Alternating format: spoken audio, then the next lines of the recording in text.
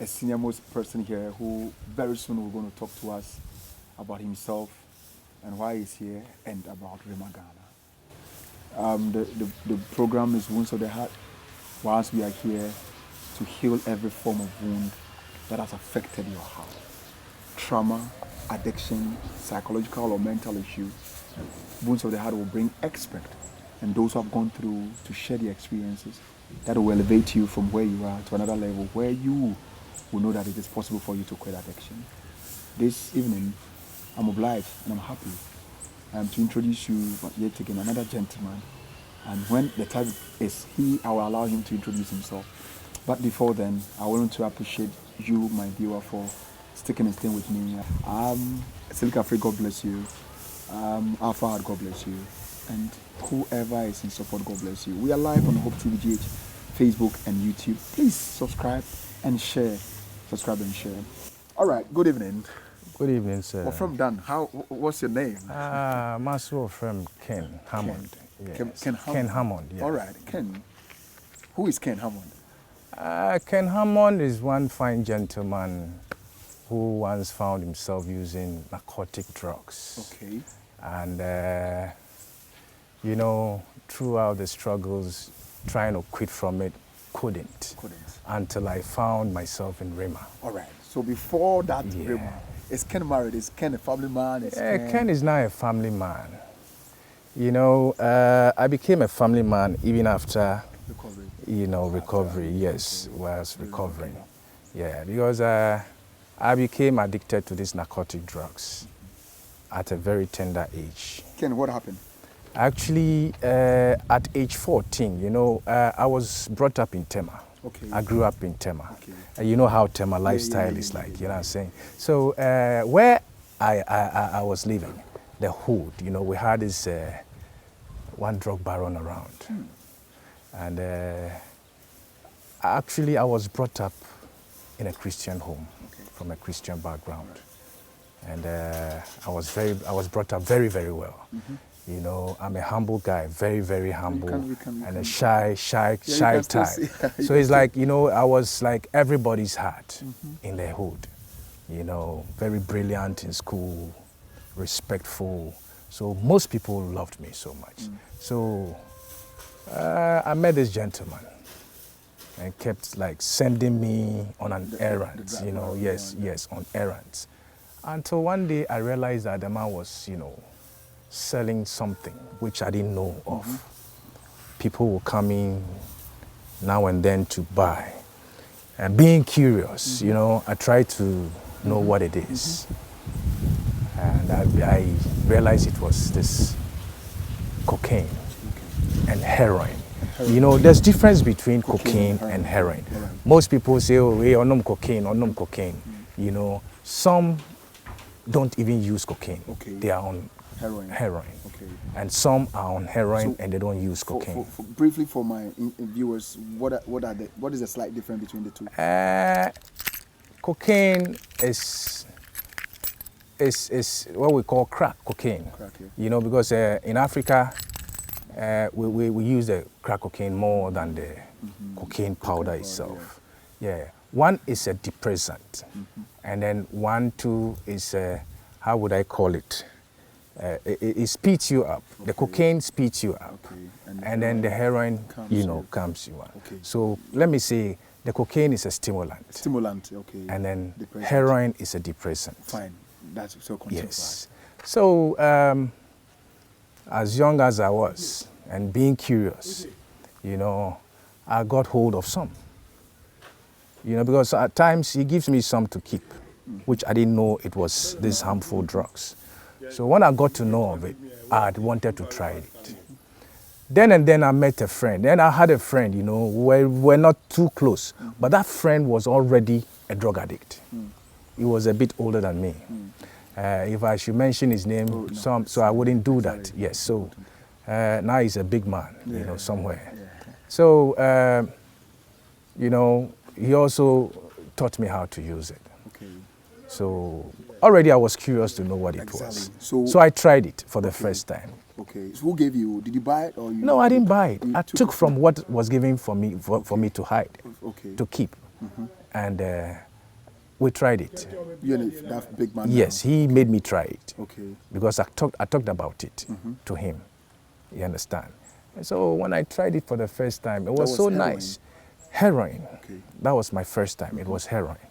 But before that, I had already learned how to smoke cigarette and marijuana through some friends again in my same hood. Yeah. We used to play football. So one day we were playing football and then one of us kicked the ball into an uncompleted building. So me going to pick the ball, I found guys there smoking hemp. And these were senior brothers in the hood. Hey, Ken, come over. What is it? What are you looking for? Come. We don't want you to go and tell anybody, so take a puff. You see how it started? If you don't take a puff, we won't let you go. That's innocent Ken. You see? So now when I tried it, it was nice. So every now and then they will come and pick me up. They will send me go and buy a cigarette and buy matches and come to the place you found us. That's all. Very Mommy pity. didn't know. My Father mom didn't didn't know. know. Friends, close friends. Nobody knew. Were not in the known. Okay. Nobody knew. And so, you know, it kept on gradually until I became hooked. Into it. Yes. And it got to a stage I realized, no, this thing was destroying my life. So one night, I had to wake my mother up. At what age was that? I was then around. You know, I used this thing without letting them know for almost about 3 years. So 14, 17 years, Yeah. still in your teen. Yeah. I was in school. My mom was like, what is this? What are you talking about? I can't get it. So I had to explain. He said, so what do we do? I said, take me to the hospital. Look, it wasn't a hospital affair. He took me to the hospital. They gave me some medications. I came home. On my medication, this friend didn't see me for a couple of days. He came back. Well, where have you been? I've been around. I've been looking for you. But then I wasn't feeling too good. I said, well, I'm not feeling well. I'm sick. So we're in the hospital. They said, oh, you sure? It be the thing, you know, take some. I said, you sure? He said, if you take some right now, you'll be fine. I didn't want him to know I've confessed to my mother. You see the mistake I did? Yeah. Charlie, I have small here. You try and see. So as soon as I took it again, I was back on track to myself again. Ooh. So from then on, Charlie's been a battle. If I should go on to tell you, you know, page by page, we won't finish. It wouldn't be page. So now, at still 17, your friend had revamped the interest again, and now I start to be you still. Hey, I started to be. You know, our time, you know, way back in the 80s, those who are already using drugs, when you see them, massa, you will not even know. Exactly. They look clean, gentle, unlike now when you see them dirty and ragged and what. So I've never been on that level before. The only thing you notice or you notice about me is that I lose weight. That is your symptom. Yes, I lose weight. But like my, you know, dressing code, yeah, I take my shower every day. I'm from a home. I'm not a street type. Okay. You understand? And people wouldn't even... You wouldn't even know. Exactly. So sometimes people will say, Ken, what do it so? Charlie, But you know what is that, Adjunjeno? So for how many years did you... Charlie, it's been a long time. I first knew drugs in 1984. 1984. Count it to now. It's about 30 I told you I was years. 14 years. Now I'm 53.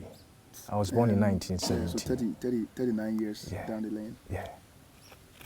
It's been a long journey and a battle. How far did you go with this? Bro, you know, I was doing the drugs all right, but I was still schooling. I was doing my best. Because, like I said, I'm from a home. Yeah, exactly. So, like, money wasn't too much a problem. So, before I get to school, I have my, you know, my stock intact. So that I wouldn't run away from campus to go and look for the drugs. Till I was done with my university. And then traveled outside. So, you went outside Ghana? Yeah.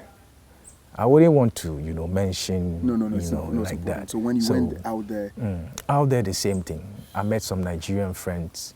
We started dealing in it, and it became worse off. I made money all right, but I was hooked on the drugs. So what I made, I had to destroy them again. It's sad to say, honestly, especially my mom. Anytime I get the opportunity to talk about this issue, all I say is, may God bless her. May God keep her. Charlie, my mom is, I don't know, she's an angel. She's been so supportive. And I destroy everything of hers. Addiction in school? Yeah. What was the balance? My mom, in school, like I said, I love education. I'm from a home. Yeah, Obiako school to some level. In my school, but still with the drugs. And our time was like, when you smoke the thing, you can steady the more. Yeah. But inwardly it was killing you. But I was able to balance it. Okay. I never messed up. I never messed up. That is one thing I say thank you to God for. Yeah. So because some became dropouts. Exactly. Definitely. Even some of my mates became dropouts. Some were stealing petty theft, in school. I never. Mr. Home. And I love myself. I wouldn't do it. I would rather go and talk to somebody. I can even lie to you. Exactly, to get money. To get the money to go and satisfy my addiction. So heroin, did you heroin and coke now? Yeah, I did both. So say heroin. When your friend and heroin, you started with heroin. I started. My first attempt was the heroin. Heroin. Yes. Aside what and the that day, Big Brothers, the area guys introduced you. Apart from the weed, apart from the weed, I first know the weed, and then later, not too long ago, this thing just happened, in a short time. So into heroin. The feeling was so good that I even stopped using the weed. Occasionally, I will use it, but then constantly using the heroin. And then on that, I was introduced to the crack cocaine too. Same friends or different? Same friends. And that day, cocaine. I nearly died. Cocaine. The first day I joined both. The heroin and cocaine at the same time? I nearly died. Bro, from the ghetto to go and pick our cab home. Bro, on the street, in the middle of the street, I went four-legged. If I say four-legged, blackout. All I could hear was cars blowing horns. In there, I was totally wet. They poured water on me. I quite remember. And so, when I woke up, the only thing I saw was an orange cellar. I just took the oranges without slicing it. I started chewing it. It was peeled, but when you green it, but mama went try na me winning before you came back to life. Yes. Anyway, into that day, and I called them jail for good. The day you went four-legged, that was the day. I called them jail for good. But don't cry. That is something else. But. So from that up to now in your life, from that experience, how long did it take? So now you regret doing that. Your mind will tell you don't. But how long did it take for you to back to? Some hours. Some hours. I was in myself for a couple of hours. Yeah. And after before I gained consciousness. When you gain consciousness, for you to go back to do the coke. Again, some hours. That's why it didn't take, some hours, some few hours. We're partying, we're just moving from spot joint, like that. Friend's house, we go here. We're having my friend was using his dad's car. Into as in it too, if you make me do kakana, so Charlie P. As in it is some fuck a crown, it be so. And now, boss, like I said, my story it's a whole book. No, I know. But just for the young people, even the little that you have shared with us, it's more than a book, as you're saying. Yeah. I could have started with you. Always my mom tells me, write a book. Yeah, I started writing a book. And what happened, Ken? And at some point in time, I don't know what happened. I just dumped it. It's on my iPad. But it's still there. Yes, it's still there. I can still continue. So, Ken, regretful moments. What were some of your regretful moments? You know, my I don't know how to put it. Because of this addiction, I wasn't able to marry early. Look at my age. Exactly. Now my first daughter is just about 15 years old. She just completed GHS. That Benna or being university na say be am back okrompo na obahwema wahwem. And even can I take care of them before you passed on? Because this year I tell the kids here, look, we the elderly people around here, you see, yen often an extra time here, woman. Exactly, extra time, yeah. After 50 is extra time. If we grow, yes, even if you grow longer, crana, you get weak, you can't hustle again. And see, I always advise them that one shenyen na one jain and tem. Look, I was looking for somebody that I can, you know, team up with, so that we'll go to the schools, because these are schools from money in our say. It's true.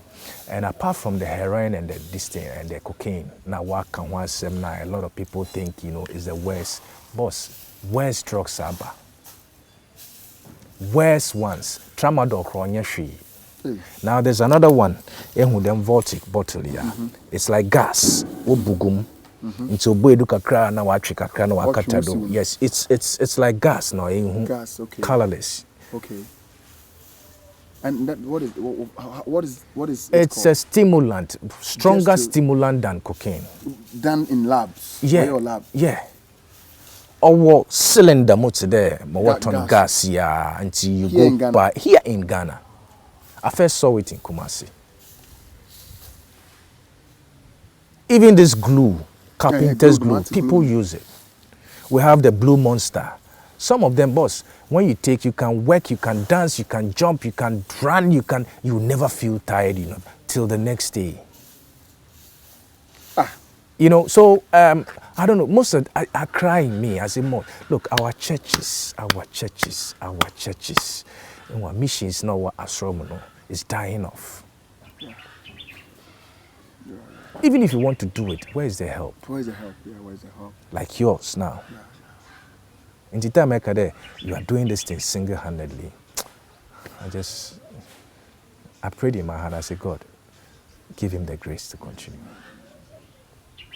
So at what time did you realize they were there, or they possible you need to leave? I was in Gambia by then, you know. I was there with my mom, and then she left me there and traveled to UK for a seminar. And that was the time Yahya Jammeh took over, you know, and I met the former president, you know, which the first president's son, Jawara's son. So we were friends, you know, and let me even put it aside, you know what I'm saying? So when she left me, I realized, no, I have to stop. When mommy left? Yes, I have to stop. In a foreign land, I was caught in a scatter and kept in the police cell. But then I had never, you know, entered cells before. And she walked no boom damana, no one there, when dark. I started wailing, I started shouting for my mom. I said, Ken, what are you doing to yourself? Put a stop to this shit. And I decided I made Jay. But bro, I stopped. I was kept in the cells for about 3-4 days. And to me, praying and I'm a cement family son come here.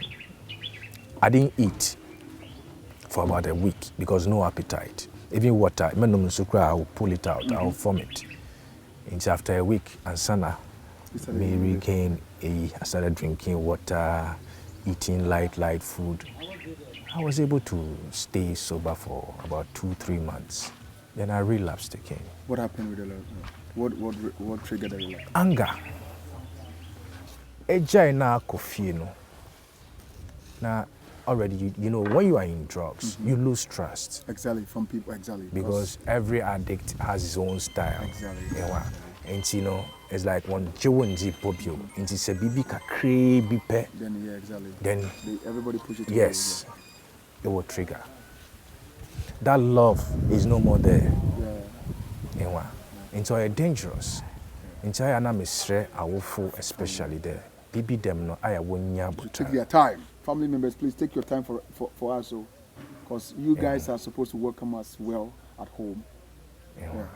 The more you show love to the person, the more you help the person. Exactly. But there, kakra na kafa old story. Nezeba, enyo now last year, FM Pabwa Cotton na FM phone aji asana babiu. There, it's not no. That was the anger that triggered. Yeah, something happened. I can't really remember. Something small, and then it was my sister, one of my siblings. Yeah, he so you see how he waste money and that kind of thing. Which kind my crying jana sama man. I was like, oh, so I'm becoming, yes. So that pain in me, I must put outside, back to the ghetto, because the ghetto, as we say, they show love. Thank you. They show love. They show love. That is one thing, one dangerous aspect of it. Look, a Yamwa go to the ghetto. They will show you love. They will show you love. If you're hungry, somebody can offer you food. In this camp, be betuma to be bijamo. I watched one movie, and this lady had to travel to Jamaica to go and learn, how the Jamaicans behave and then their language. Now, after that, Onyim the Rasta simple. What can don't know Bible no man, they have it. So in the ghetto, you can find all class of people. It's another school by itself. Yeah. You learn a lot. In Chehoma. You see, me addiction, no, fact, I am not manka sample mentasi, but at times, I console myself with the word of God. Exactly. So why Remagana? So many nemwa na mebafie, Ghana back, and I met one white guy. And one away missionaries, I will started Remawa. And but then I was smoking cigarettes. Hey man, nice guy, but why are you smoking? You look good. This thing is not good for you. You don't look like even a smoker. What's your name? So we started talking. His name is Billy. We started talking. He said, man, we're running a rehab. But then na rehab we're gonna hampoda. I say Rema Ghana, this, that. So I want you to come. We'll help you to stop. Is that only what you do? Do you have any other problem? The guy was so much concerned, He sat me down. He said, pour out your heart. I'll help you in any way. And he was so sincere to me. So I had to confess. He said, yeah, I could see it. He said, so I could school nibida. He said, who yonko wa could school nibida. So I am first some corny way bina. Mechanic nature. Was yambra. Oh, Mamin Kofi and Kofa Minyama want to forget it, yambra. I'll give you everything. And truly he did it. Not in a bay. But then their headquarters was in Adabraka, around old timers, not where we are now. My brother and one, the other side. What's wrong with Bibia? I was in a bahaya, but I was in a bahano in 2 months now. I left after a week. That day I had to walk from here to Nsawam. Don't mean it. Yeah, I nearly collapsed on the way. Because I was still in the withdrawal symptoms. Yeah, exactly. Yes. Exactly. So definitely. So you could just imagine. So kaka kribia, I would just have to climb the hill, and then I'm in someone. Now, ubi asana wabe payen. I was with one guy, Orba the farms. And he saw us into some oral corners. So you guys walk all this way. Where are you going to? And I said, boss, I'm going to Tema. He said, but you look sick. I said, yeah, I'm not feeling good. He said, sit down. So he drove us to some station, bought us some food I couldn't eat, gave me some money for my TNT. Then the friend that they work with said, Charlie, some ghetto D here. We enter the ghetto again, start again. So when I went home, and I realized, look, I've been stupid, that there's help somewhere. So I quickly called my mom in UK. So she sent some money to my cousin, and then I came back. I was here, in fact, I recovered, I was here for about 9 months. Okay. And then again, inside here, somebody made me angry. You know, but then I was handling the office and I did IT. So, in fact, I even set up their network and everything for them. So, the guy was somehow jealous of me. But then the director was a white man. He's now in charge of Ivory Coast. So, he traveled. In his absence, this thing happened. So, I had to leave. No coffee, mendufi impo, with that anger straight to the ghetto. So yours was triggered by anger? Yeah. So later, you know, I didn't come out for a long time. Now my mistake, no, I've been stupid. When am I going to settle down? Because Misha, hey, man is growing. If my parents are no more, what am I going to do? So I decided to come back. So, Caesar, who are you here in River? At the moment, I'm the one in charge of the first phase. First phase. First phase means what? First phase is when you come new. This is where you live, and then, you know, you go through the therapy. We have two types of therapy here. We have the occupational therapy, which you see us doing. Because when you sit down idle, you'll be thinking. And then we have the spiritual aspect of it. That is where we do the Bible studies, church service, you know, Thursdays, Wednesdays, prayer meetings and stuff like that. Okay. So I'm in charge. Okay, so about fresh from our own channel? Yes, I handle them. Yeah, and I've already told you, the youth are tripping. Many are going wayward. I pray for them every day, every morning. That those who don't know it should not try it. I call it don't touch me. Don't touch me, because if you touch me, you will have me. Yeah. The mazi won't try and share them, so share once. You don't try it, say, let me try it. No, there's nothing like once, let me try it once. It's only a few. If you take maybe 100 people, maybe 2 or 3 or probably 10 people can say, let me test it and then leave it. I doubt, even out of 100, maybe that 10 self at the talk at it out. You know, it's a time of enjoyment though, but it's all about Christ. It's all about Christ. Okay. So if it's all about Christ, why don't you visit a church and cool it down there? Sing and praise God. Exactly. That merrymaking should be done in the church house, not in the, you know, in the discotheques and in the ghettos and, the, you know, corners and those bars. And no, at the end of the day, you will sink. You will destroy yourself. And if you are not lucky, like some of us, the grace find us and bring us, you know, back on track. Some have died, some are in prison. So please, my advice to people, if you haven't tried it, don't go there. Okay.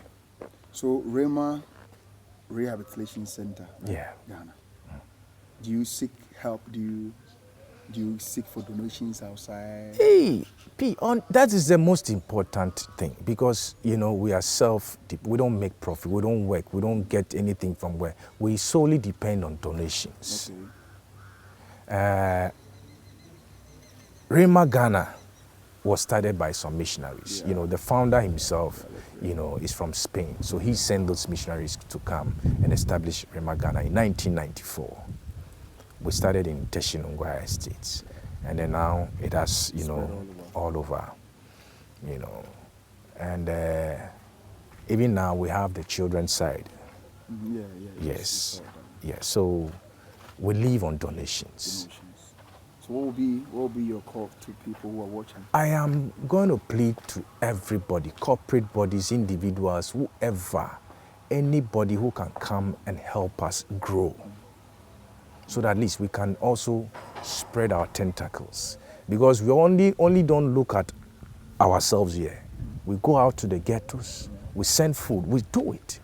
Whatever you bring to us, we use it to fetch souls from the ghettos. We also visit the prisons. So we need more help. At least you can look around. We're trying to put up our church. It's been too long because we don't have the cash. We don't have the raw materials. So I will plead to the general public, let me put it like that, to come to support Rhema, to also save souls. Help us to also help people out there. And God will bless you. All right, and God will bless you. just as you heard Ken, his story is something else. I think that I need to specially come and sit him down so that we will do more episodes for next year. Because during this end of year, a lot of triggers happens to those who are addicts, and it makes them get back into their old self. Yes, he has spoken well to all of us and has appealed to people that Rhema Ghana here is a center that accepts addicts.